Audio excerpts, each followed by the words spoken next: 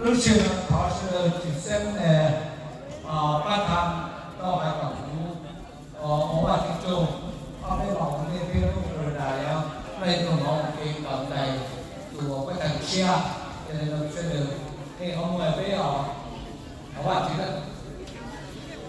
qua chỉ theo gì theo sự kiến trình theo trường nó các môn điều rồi đây nó đã sâu chuyên sinh chậm là bây giờ trường tập trung từ số đó các của mong cầu các bạn bây giờ đúng là cái gì thì đã môn tạo cho bên đó có sự tập chuyển nó để trong rồi nó bên cộng cái tàu các bạn tiên ra lòng cho bên họ tên là thì họ có các bạn cũng là gì đồ đó cho nó cho họ cái cùng mong rồi là cho bên mong các cái đại diện các cái dùng các cái luôn nào chỉ cái luôn để làm thế nếu lúc đó phải chế trên đời công tác trong họ là giả để hỗ trợ giả để làm thế là có nó hoặc người yêu của đi nó có sự hỗ trợ để chi làm gì nhau thì họ được các tổ chức là mua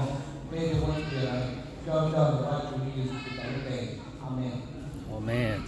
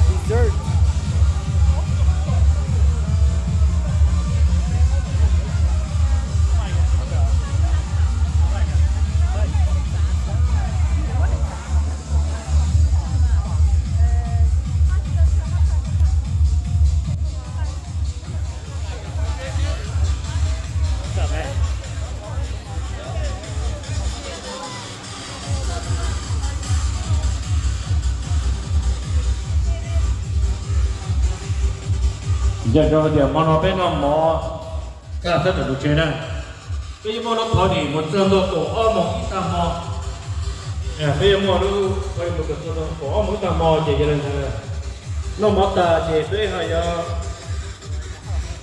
chỉ chia ít cái có mất xả cho này ta là cái công việc này để với cổ xì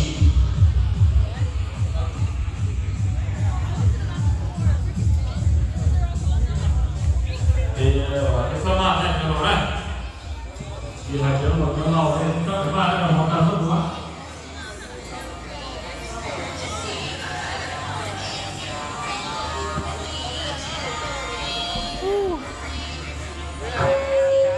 Hi. All right. What's up, man? Yeah.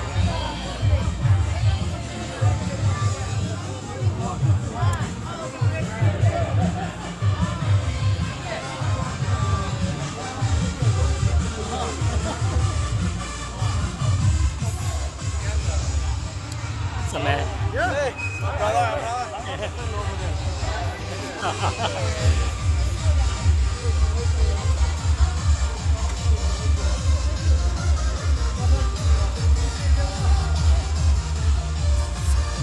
My guitar. Do some breakdancing moves. Come on.